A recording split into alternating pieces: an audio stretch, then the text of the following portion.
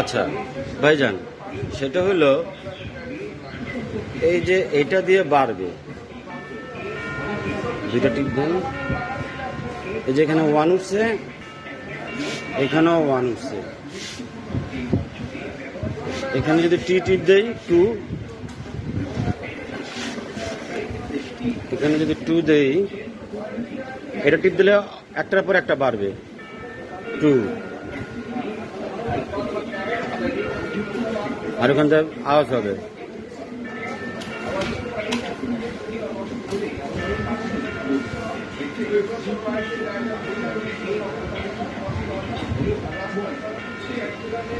আর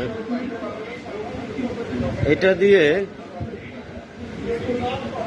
এই যে হ্যাশ দিয়ে বাড়বে,